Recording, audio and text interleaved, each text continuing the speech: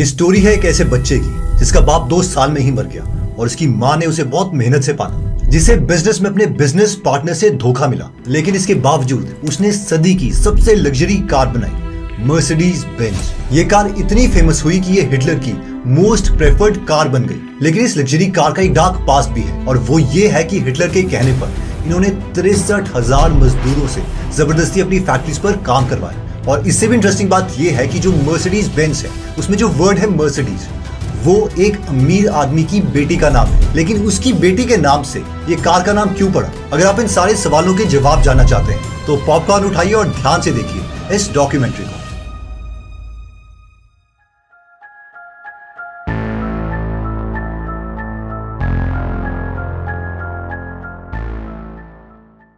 Karl Benz का जन्म 25 नवंबर 1844 को मर्लबर्ग जर्मनी में हुआ था। उनके डैड एक लोकोमोटिव ड्राइवर थे और माँ एक हाउसवाइफ। जब कार्ल बेंज 2 साल के थे तो उनके डैड की डेथ हो गई और उनकी माँ को अलग अलग जगह पर काम करना पड़ा उन्हें पालने के लिए। कार्ल बेंज ने अपनी माँ की मेहनत को देखा और वो एक अच्छे स्टूडेंट बने।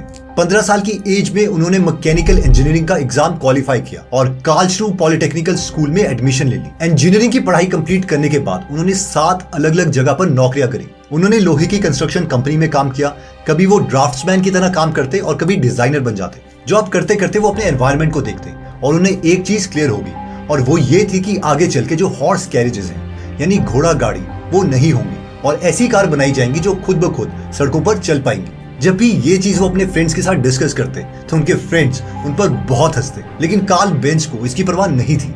कार्ल बेंज ने 27 साल की एज में अपनी नौकरी छोड़ दी और एक मैकेनिक को अपना बिजनेस पार्टनर बना दिया। इस बिजनेस पार्टनर का नाम था ऑगस्ट रिटर और इन दोनों ने मिलकर एक लोहे का कारखाना खोला।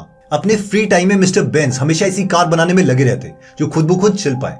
कार्ल अपने इंजन के काम में बिजी क्या हुए कि उनके दोस्त ने उन्हें धोखा दे दिया। कार्ल को पता नहीं चल रहा था कि वो क्या करे, क्योंकि उनके बिजनेस पार्टनर ऑगस्ट रिटर के पास भी कंपनी के शेयर्स थे और इसी वजह से कार्ल इस कंपनी को नहीं छोड़ सकते थे, क्योंकि उनका खाने पीने का सारा पैसा इसी लोहे के कारखाने से आता था। लेकिन इस बुरी सिचुएशन में एक लड़की ने उनकी मदद करी और इस लड़की का नाम था बर्था रिंगर, जो कि आगे चलकर उनकी वाइफ बनी। अब हुआ यह कि बर्था के घर वालों ने उसके दहेज के लिए कुछ पैसे सेव किए हुए थे। अब बर्था ने क्या किया कि इन पैसों में से उसने कुछ पैसे लिए और उससे ऑगस्ट रिटर के सारे शेयर्स खरीद लिए, जिसकी वजह से अब उस लोहे के कारखाने के सिर्फ 2 मालिक थे, बर्था और मिस्टर कार्ल बेंज। और अगले 10 सालों तक इन्होंने बहुत से पेटेंट अपने नाम किए, जैसे कि एक पेटेंट उन्हें मिला कि इंजन की बैटरी को इग्नाइट कैसे किया जा सकता है, दूसरा पेटेंट गियर शिफ्ट बनाने के लिए मिला, तीसरा क्लच के लिए, चौथा कार्बोरेटर बनाने के लिए, 5वां इंजन को ठंडा रखने के लिए, 6वां पेटेंट था स्पार्क प्लग पर और 7वां स्पीड रेगुलेटर के लिए। इतने पेटेंट्स लाने के बाद भी ये कंपनी पैसे नहीं कमा रही थी, जिसकी वजह से मिस्टर कार्ल बेंज क्या करते कि वो कंपनी के कुछ शेयर्स इन्वेस्टर को बेच देते और उसके बदले में पैसे लेते और ये प्रोसेस चलता रहा और एंड में कार्ल बेंज के पास सिर्फ कंपनी के 5% बचे, जिसकी वजह से जो सारे बाकी के इन्वेस्टर्स थे उन्होंने कार्ल को डिमोट कर दिया, यानी छोटी पोजीशन पर लगा दिया और कार्ल बहुत दुखी हुए। मिस्टर बेंज को पता चल चुका था कि इस कंपनी में रहकर उनके सपने पूरे नहीं हो सकते और उन्होंने ये कंपनी छोड़ दी और दोबारा से वो जीरो पर आ गए। डॉल्फ हिटलर को मर्सिडीज बेंज इतनी पसंद थी कि वो खुद भी उसमें ट्रैवल किया करते थे। हिटलर चाहता था कि पूरी दुनिया को पता चले कि जर्मनी की कार ही सबसे बेस्ट है, इसलिए उसने डाइमलर बेंज कंपनी को कहा कि तुम ऐसी कार बनाओ जो दुनिया में सबसे तेज हो। और हुआ भी ऐसा ही।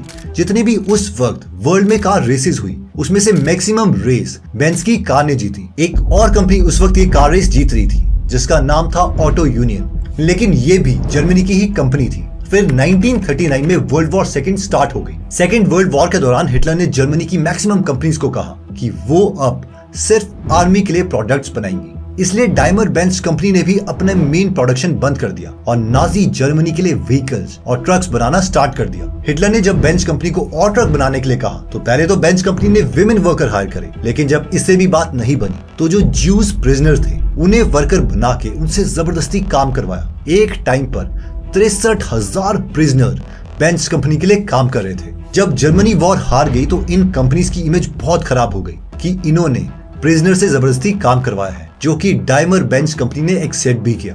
जो भी जर्मनी के अलावा फॉरेन में इनके मैन्युफैक्चरिंग प्लांट्स थे वो इनसे ले लिए गए और सिर्फ जर्मनी वाले मैन्युफैक्चरिंग प्लांट्स इनके पास बचे। अब इसके बाद इस कंपनी ने अपनी इमेज बिल्ड करना स्टार्ट किया। इन्होंने पहले एम्बुलेंसेस बनाई और उसके बाद पुलिस के लिए व्हीकल्स। बाद में दोबारा से कॉमन लोगों के लिए इन्होंने गाड़ियां बनाना स्टार्ट कर दिया। अगर मैं फाइनेंशियल ईयर 2022 की बात करूं तो उन्होंने 24 लाख गाड़ियां बेची, जिसकी टोटल वैल्यू थी 13,640 बिलियन इंडियन रुपीस, जो कि टाटा मोटर से ऑलमोस्ट 3.5 गुना है। और आज इन्होंने मर्सिडीज ब्रांड की इतनी अच्छी इमेज कर दी है कि कोई मर्सिडीज गाड़ी खरीदता है तो वो इतना खुश होता है कि उसे लगता है कि उसने कोई IAS का एग्जाम क्लियर कर दिया या फिर कोई यूनिकॉर्न बना दिया। अगर हम सेकेंड वर्ल्ड वॉर के बाद की बात करें तो उन्होंने एक के बाद एक लग्जरी कार लॉन्च की है, जैसे कि 1950s में W187220 जो कि एक फुल साइज लग्जरी कार है, grand tourer luxury car, W186300, W121190, W128220 SE, 1960s में W112300 SE,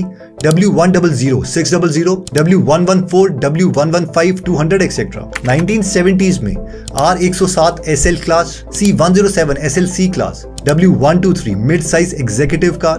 1980s में W123 executive class car, W201190 compact executive car. 1990s में W168 A class, W210 E class, W463 G class, W163 M class, W140 S class. 2000s में W169 A class, W245 B class, W204 C class, C216 CL class और 2010 में W415 सिटान, W176 A class, R231 SL class, W222 S class, C117 CLA, X156 GLA etcetera. इसके अलावा 2020 में latest H247 GLA class, W223 S class, W206 C class, R501 EQE SUV CLE, W214 E class.